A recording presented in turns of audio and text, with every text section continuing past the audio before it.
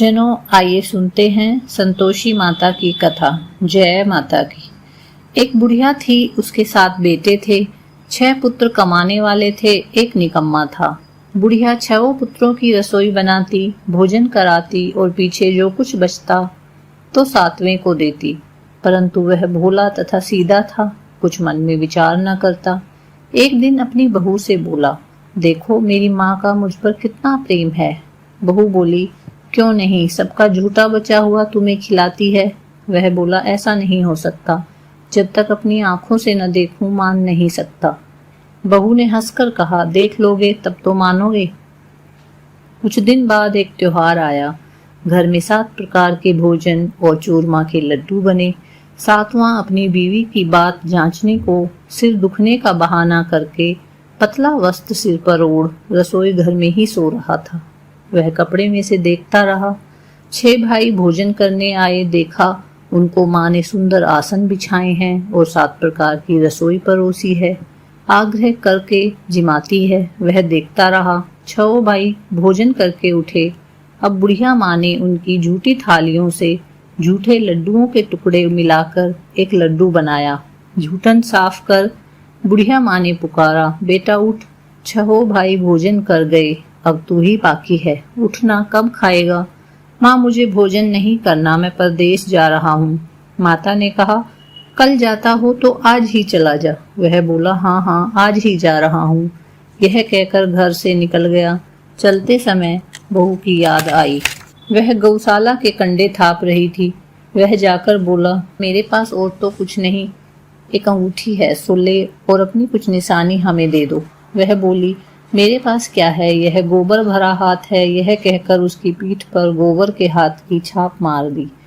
तब वह चल दिया। वह चलते चलते दूर देश में पहुंचा। वहां एक साहूकार की दुकान थी। वहां जाकर कहने लगा, भाई मुझे नौकरी पर रख लो। व्यापारी को आवश्यकता थी। वह बोला, रह जा। लड़के ने पूछा, वेतन कितना दोगे? साहूकार ने कहा, काम देखकर दाम मिलेगा। लड़के को नौकरी मिल गई। वह सवेरे 8 बजे से 12 बजे तक की नौकरी बजाने लगा। थोड़े ही दिनों में दुकान के लेन देन, हिसाब किताब, ग्राहकों को माल बेचना, सारा काम करने लग गया। साहूकार के 8 नौकर थे, सब चक्कर खाने लगे।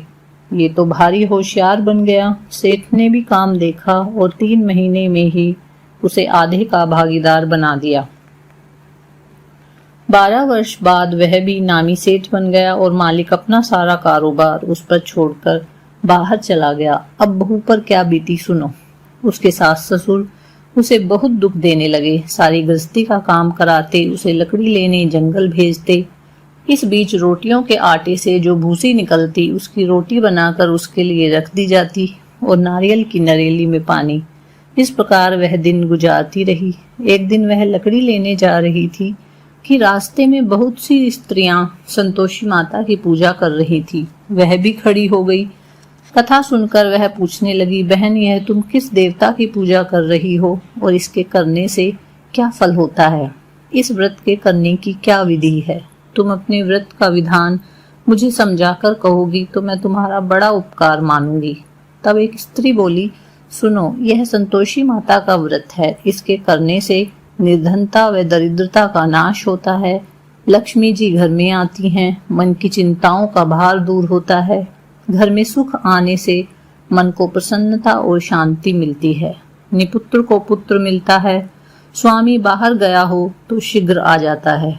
कुंवारी कन्या को मनपसंद वर मिलता है।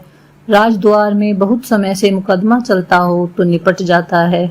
कलह क्लेश की निवृत्ति हो, सुख और शांति आती है। घर में धन जमा हो, पैसा जायदाद का लाभ होता है और जो भी कुछ मन में कामना हो वह इस संतोषी माता की कृपा से पूरी हो जाती है। इसमें तनिक भी संदेह नहीं है। वह पूछने लगी, यह व्रत किया कैसे जाए? वह भी बताओ तो बड़ी कृपा होगी। वह स्त्री कहने लगी, 1.25 आने का गुड़ चना लेना, इच्छा हो 5 आने या 1.25 रुपए का भी सहूलियत के अनुसार लेना। बिना परेशानी से, श्रद्धा और प्रेम से जितना भी बन सके सवाया हो लेना। 1.25 पैसे, 5.25 आने तथा इससे भी अधिक शक्ति और भक्ति अनुसार लेना। प्रत्येक शुक्रवार को निराहार रहकर कथा कहनी सुननी, इस बीच में क्रम टूटे नहीं, लगातार नियम पालन करना। सुनने वाला कोई ना मिले तो घी का दीपक जला उसके आगे उस जल के पात्र को सामने रखकर कथा करनी चाहिए, परंतु नियम ना टूटे। जब तक कार्य सिद्ध ना हो नियम पालन करना चाहिए और कार्य सिद्ध हो जाने पर व्रत का उद्यापन करना चाहिए। 30 मास में माता फल पूरा करती है। यदि किसी के ग्रह खोटे हों तब भी माता 3 वर्ष में अवश्य सिद्ध करती हैं। फल सिद्ध होने पर ही उद्यापन करना चाहिए, बीच में नहीं। उद्यापन में 2.5 सेर आटे का खाजा तथा चने का साग बनाना, 8 लड़कों को भोजन करवाना, जहाँ तक मिले देवर जेठ भाई बंधु और कुटुंब के लड़के लेना, ना मिले तो रिश्तेदार व पड़ोसियों को बुलाना, उन्हें शक्ति अनुसार दक्षिणा दे, माता का नियम पूरा करना। उस दिन घर में कोई खटाई ना खाए। यह सुन बुढ़िया के लड़के की बहू चल दी। रास्ते में लकड़ी का बोझा बेच दिया और उन पैसों से गुड़ चना ले माता के व्रत की तैयारी की। आगे चली, सामने मंदिर देख पूछने लगी, ये किसका मंदिर है? सब कहने लगे, संतोषी माता का मंदिर है। यह सुन वह मंदिर में जाकर माता के चरणों में लौटने लगी। दीन हूँ, विनती करने लगी, माँ मैं बहुत दुखी हूँ, व्रत के नियम कुछ नहीं जानती। हे माता जगत जननी, मेरा कष्ट दूर करो, मेरा कष्ट हरो, मैं तेरी शरण में हूँ। माता को दया आई। एक शुक्रवार बीता, दूसरे शुक्रवार को उसके पति का पत्र आया, तीसरे शुक्रवार को उसका भेजा हुआ पैसा आ पहुंचा। यह देख जेठानी मुंह सिकोड़ने लगी, इतने दिनों में पैसा आया, इसमें क्या बड़ाई। लड़के ताने देने लगे, काका के तो अब पत्र आने लगे हैं, रुपया आने लगा है, अब तो काकी की खातिर बढ़ेगी, अब तो काकी बुलाने से भी ना बोलेगी। बेचारी सरलता से कहती, भैया कागज आए रुपया आए तो हम सबका अच्छा है। ऐसा कहकर आंखों के आंसू भरे संतोषी माता के मंदिर में आ मातेश्वरी के चरणों में गिरकर रोने लगी और कहने लगी कि माँ मैंने आपसे पैसा कम मांगा, मुझे पैसे से क्या काम है, मुझे अपने सुहाग से काम है। मैं तो अपने स्वामी के दर्शन और सेवा मांगती हूँ। माता जी ने प्रसन्न होकर कहा, जा बेटी तेरा स्वामी आएगा। यह सुन खुशी से बावली हो घर में जा काम करने लगी। अब संतोषी माँ विचारने लगी, इस भोली पुत्री को कह तो दिया कि तेरा पति आएगा, परंतु आएगा कहाँ से?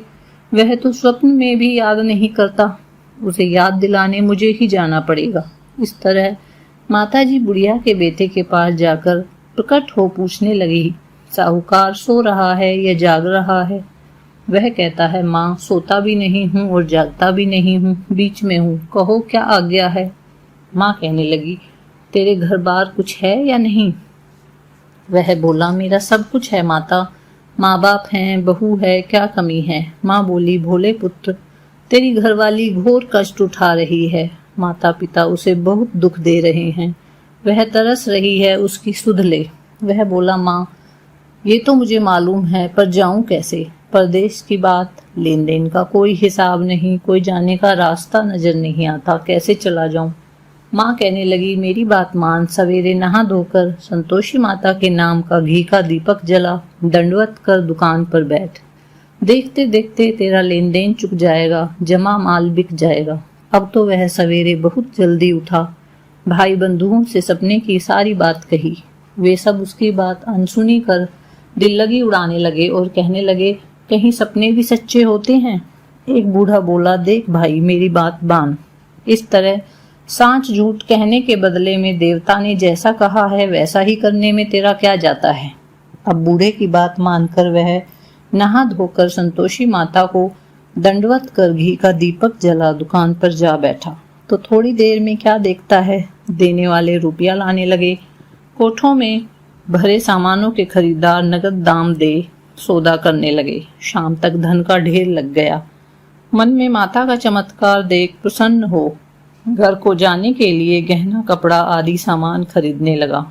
यहाँ के काम से निपट तुरंत घर को रवाना हुआ। वहाँ बेचारी बहू जंगल में लकड़ी लेने जाती, लौटते समय माता के मंदिर में विश्राम करती। ये तो उसका रोज रुकने का स्थान था। दूर दूर पर धूल उड़ती देख वह माता जी से पूछने लगती है, माता वह धूल कैसे उड़ रही है? माँ कहती है, पुत्री तेरा पति आ रहा है, अब तू ऐसा कर, लकड़ियों के 3 बोझ बना ले। एक नदी के किनारे रख, दूसरा मेरे मंदिर में और तीसरा अपने सिर पर रख। तेरे पति को लकड़ी का बोझ देखकर मोह पैदा होगा, वह यहाँ रुकेगा, नाश्ता पानी करके माँ से मिलने जाएगा। तब तू लकड़ियों के बोझ उठाकर लाना और बीच चौक में डाल 3 आवाज जोर से लगाना, लो सासू जी, लकड़ियों का बोझा, भूसी की रोटी दो, नारियल के खोपरे में पानी दो। आज मेहमान कौन आया है? बहुत अच्छा माता जी, कहकर वह प्रसन्न मन हो 3 बोझ लकड़ी ले आई। एक बोझ नदी पर, एक माता जी के मंदिर पर रखा। इतने में ही मुसाफिर आ पहुंचे। लकड़ी सूखी देख उसके पति को इच्छा उत्पन्न हुई कि लकड़ी बहुत बढ़िया है, अपना यहीं वास करें और भोजन बना खा पी कर गाँव में जाएं। इस प्रकार रुककर भोजन बना, विश्राम ले गांव को गया, सबसे प्रेम से मिला। उसी समय उसकी बहू सिर पर लकड़ी का बोझ ले उतावली आती है और लकड़ी का भारी बोझ आंगन में डाल जोर से 3 बार आवाज देती है, लो सासू जी, लकड़ियों का बोझ, अब भूसी की रोटी दो, नारियल के खोपरे में पानी दो। आज मेहमान कौन आया है? यह सुन उसकी सास अपने दिए हुए दुखों को भुलाने हेतु कहती है, बहू ऐसा क्यों कहती है? तेरा मालिक ही तो आया है, आ बैठ, मीठा भात भोजन कर, कपड़े गहने पहन। इतने में आवाज सुनकर वह बाहर आता है और अंगूठी देख व्याकुल हो जाता है। माँ से पूछता है, यह कौन है माँ? माँ कहती है, बेटा ये तेरी बहू है, आज 12 बरस हो गए, जब से तू गया है तब से सारे गांव में जानवर की तरह भटकती फिरती है, काम काज कुछ करती नहीं, 4 समय आकर खा जाती है। अब तुझे देखकर भूसी की रोटी और नारियल के खोपरे में पानी मांग रही है। वह लज्जित हो बोला, ठीक है माँ, मैंने इसे भी देखा है और तुम्हें भी, अब दूसरे घर की ताली दो, मैं उसमें रहूंगा। अम्मा बोली, ठीक है बेटा, जो तेरी मर्जी हो सो कर। यह कहकर तालियों का गुच्छा पटक दिया। उसने तालियां ले दूसरे मकान में जा तीसरी मंजिल का कमरा खोलकर सारा सामान जमाया। एक दिन में वहां के राजमहल जैसे ठाठ बन गए। अब क्या था, वह सुख भोगने लगा। इतने में अगला शुक्रवार आया। उसने अपने पति से कहा, मुझे संतोषी माता का उद्यापन करना है। पति बोला, बहुत अच्छा, खुशी से करो। तुरंत वह उद्यापन की तैयारी करने लगी। जेठ के लड़कों को भोजन के लिए कहने गई। उन्होंने मंजूर किया, परंतु जिठानियां अपने बच्चों को सिखाती हैं, देखो भोजन के समय सब खटाई मांगना, जिससे उसका उद्यापन पूरा ना हो। लड़के जीमने गए, खाना पेट भरकर खाया, परंतु बात याद आते ही कहने लगे, हमें कुछ खटाई दो, खीर हमें भाता नहीं है, देखकर अरुचि होती है। वह कहने लगी, खटाई किसी को नहीं दी जाएगी, ये संतोषी माता का प्रसाद है। लड़के उठ खड़े हुए, बोले, पैसे लाओ। वह भोली कुछ जानती नहीं थी, उन्हें पैसे दे दिए। लड़के उसी समय उठ के उन पैसों की इमली ले आए और खाने लगे। यह देख माताजी ने कोप किया। राजा के दूत उसके पति को पकड़ ले जाने लगे। जेठ जिठानी मनमाने खोटे वचन कहने लगे, साला लूट लूट कर धन एकत्रित कर लिया है, चाचा को पकड़ ले गए हैं, अब सब मालूम पड़ जाएगा जब जेल की रोटी खाएगा। बहू से वचन सहन नहीं हुए। वह रोती रोती माताजी के मंदिर को जाती है और कहती है, माताजी ये आपने क्या किया? हंसाकर अब क्यों रुलाने लगी? माता बोली, पुत्री तूने अभिमान करके मेरा उद्यापन भंग किया, इतनी जल्दी सारी बातें भुला दी। वह कहने लगी, माता भूली तो नहीं, ना कुछ अपराध ही किया, मुझे तो लड़कों ने भूल में डाल दिया, मैंने भूल से उन्हें पैसे दे दिए, मुझे क्षमा करें माँ। माँ बोली, ऐसी भी भूल होती है। वह बोली, माँ मुझे माफ कर दो, मैं तुम्हारा उद्यापन फिर से करूंगी। माँ बोली, अब भूल मत करना। वह कहती है, अब भूल नहीं होगी माँ, बताओ वे कैसे घर आएंगे? माँ बोली, जा पुत्री, तेरा मालिक तुझे रास्ते में ही आता मिलेगा। वह वहां से निकली और पति आता मिला। तब वह कहने लगा, इतना धन जो कमाया है उसका टैक्स राजा ने मांगा था, उसे भरने गया था। वह प्रसन्न हो बोली, भला हुआ, अब घर चलो। दोनों घर चले गए। कुछ दिन बाद फिर शुक्रवार आया। वह बोली, मुझे फिर से माताजी का उद्यापन करना है। पति ने कहा, करो। वह फिर जेठ के लड़कों को भोजन के लिए कहने गई। जेठानी ने 1-2 बातें और सुनाई और सब लड़कों को सिखाने लगी, तुम सब लोग पहले से ही खटाई मांगना। लड़के भोजन की बात पर कहने लगे, हमें खीर खाना नहीं भाता, हमारा मन खराब हो जाता है, कुछ खटाई खाने को दो।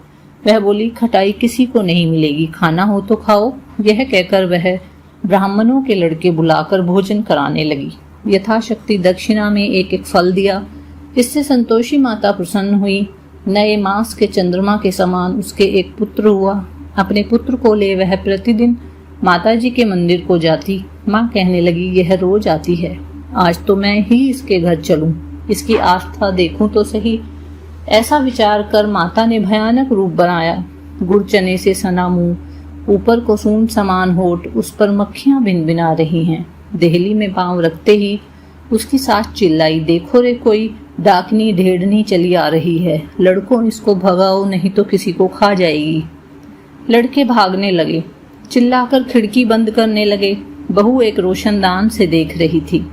प्रसन्नता से पगली बन चिल्लाने लगी, आज माताजी मेरे घर आई हैं। यह कहकर बच्चे को दूध पीने से हटाती है। इतने में तो सास का क्रोध फट पड़ा। बोली, मरी क्या देखकर उतावली हुई, बच्चे को पटक दिया। इतने में माँ के प्रताप से जहाँ देखो वहाँ लड़के ही लड़के नजर आने लगे।